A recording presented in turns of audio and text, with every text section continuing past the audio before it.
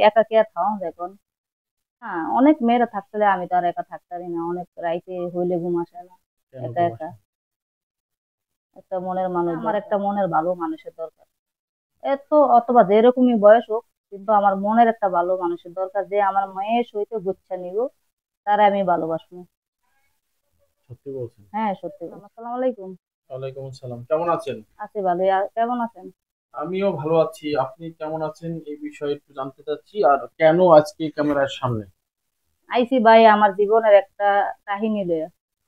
যেমন একটু যদি বলেন কি কাহিনী এবং দেশের বাড়ি কোথায়, আপনার নামটা আমার যদি। নাম রিয়ামণি, আমার দেশের বাড়ি হইলো নোয়াখালী।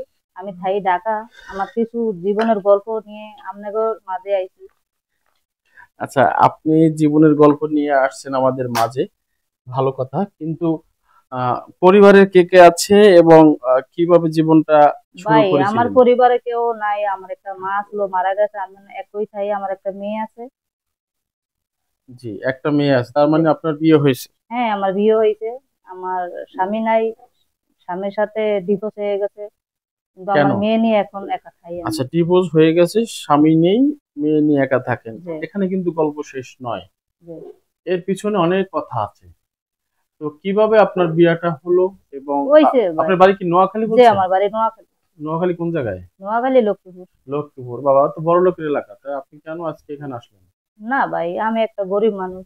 আচ্ছা, গরিব সেটা আমরা পরে শুনবো, কিন্তু আপনি যে কথাগুলো বলছেন যে আপনার স্বামী আছে, সন্তান আছে, বিয়ে হয়েছে, এর পিছনে কি গল্প ছিল আমরা একটু জানতে চাই, বলেন। ভাই আমার সাথে রং নাম্বার একজনের সাথে পরিচয় ছিল, এর বাড়ি বরিশাল, কিন্তু তারপরে মোবাইলের মাধ্যমে বিয়ে শাদী হয়েছিল।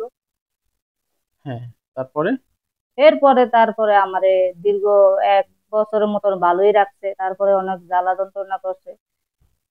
নেশা পানি করে স্বামী, অনেক মারধরি করে।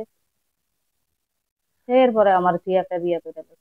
না, এত শর্ট করে বললে তো আমরা কিছুই বুঝবো না আপু। বিষয়টা হলো যে আপনি প্রেম করেছেন রং নাম্বারে যে কতদিন? করছি 1 বছর। 1 বছর একটি মানুষকে ভালোবেসেছেন, যে অথচ সেই মানুষটি আপনাকে ফেলে গেল। এটার কারণটা কি আমরা জানতে চাই। কারণ ভাই, কিন্তু হয়তো আমার অনেক নেশা পানি করে, কিন্তু মারধরি করে। আচ্ছা, আপনার সাথে রং নাম্বারে পরিচয়ের পরে আপনি তার সাথে সম্পর্কে ছিলেন। যে তো সেই সম্পর্কের সময় আপনার পরিবার, তার পরিবার আসলে কি বলছিল একটু যদি বলেন। আমার পরিবার কিন্তু জানে নাই, তো না জানাই বিয়ে শাদী হয়েছিল, কিন্তু হ্যার পরিবারে জানছে শেষে মানে জানে নাই। বিয়ের সময় জানছে, শেষে জানে নাই। শেষে জানেন? যে শেষে জানার পরে কি করলো তারা? জানার পরে জানি না যে আমার ছেলে বিয়ে করছে, তোমরা বোঝো বা তোমরা তুমি বোঝো। মানে আপনার আগেও আরেকটা বিয়ে করছে সে? না, আমার শেষে বিয়ে করছে। আপনার শেষে? যে কি কারণে বিয়েটা করলো একটু যদি বলেন। বিয়ে করছে ভাই, কিন্তু ওই যে আমি বলে ভালো না, এই কারণে। আপনি তো প্রেম করেছিলেন, তা ভালো না কেন? ভালো না, কিন্তু হ্যাঁ হ্যাঁ জানা জানা আমি কেন ভালো না। মানে কি কমতি ছিল আপনার? না, আমার কোনোটা কমতি ছিল না ভাই, আমার সব দিক দিয়ে আসলো, কিন্তু হ্যাঁ তো আমার ভালোবাসতো না। আচ্ছা, তাহলে এই যে সংসার কতদিন ছিল? সংসার করছি প্রায় 1.5 বছরের মতন। 1.5 বছর আর 1 বছর প্রেম করছেন। যে এই প্রেমের সময় কোথায় গিয়েছিল? যে মানে বিয়ে হয়েছে তো ঢাকায়।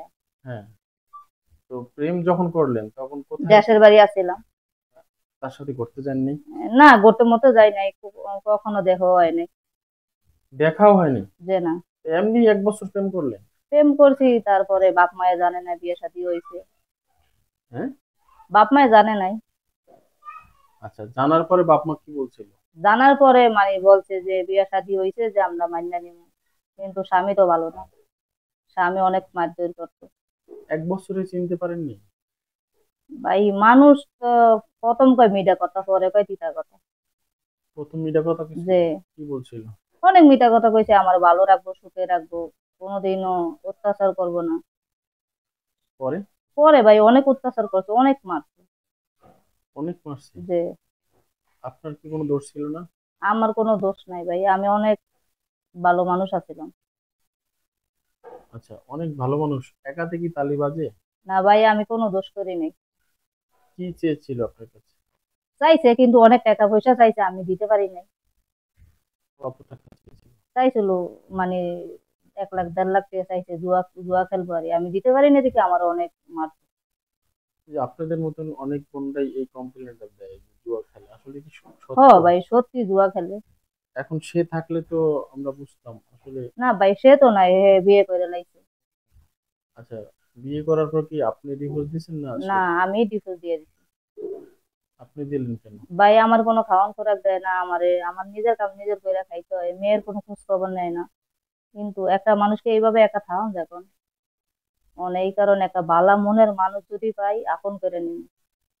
মানে তাকেও 1 বছর সময় দিবেন প্রেম করবেন তার সাথে? হ্যাঁ, 1 বছর না, যদি হ্যাঁ যদি ভালো হয়, অথবা আমি হ্যাঁ সাথে যোগাযোগ করতে চাই।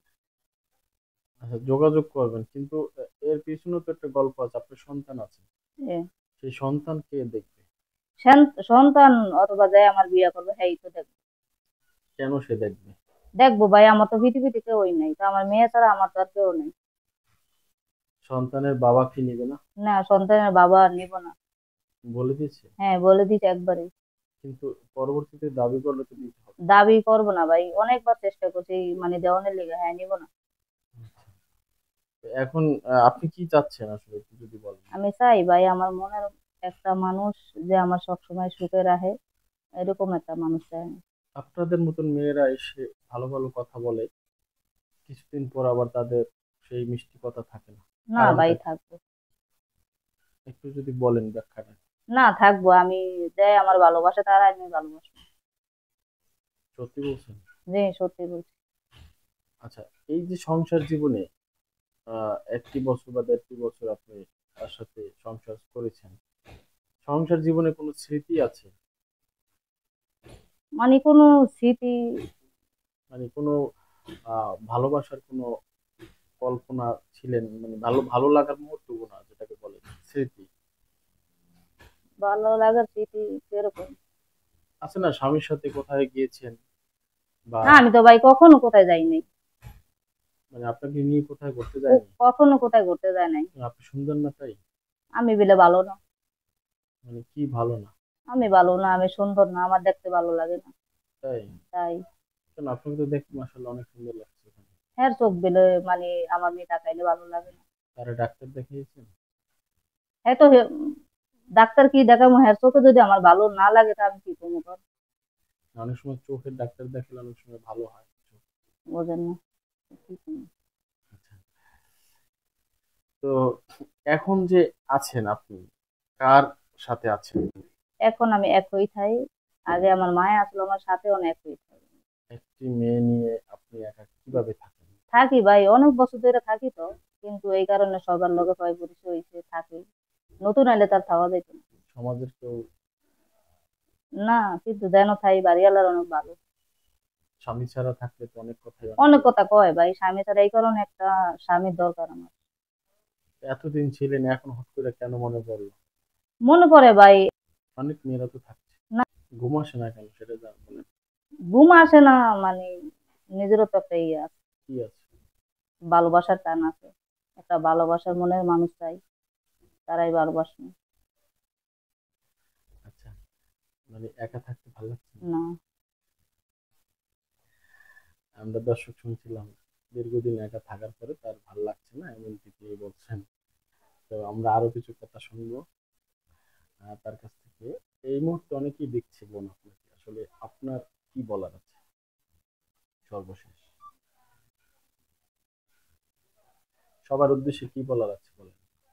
দর্শক, আমরা শুনছিলাম এক নোয়াখালীর লক্ষ্মীপুরে এক বোনের জীবনের কিছু কথা। আমরা পরবর্তীতে আরো কিছু কথা শুনবো। আমাদের সাথে থাকার জন্য অনেক ধন্যবাদ। সবাই ভালো থাকবেন, সুস্থ থাকবেন এবং এই প্রোগ্রামটি শেয়ার করে দিবেন। আল্লাহ হাফেজ, আসসালামু আলাইকুম।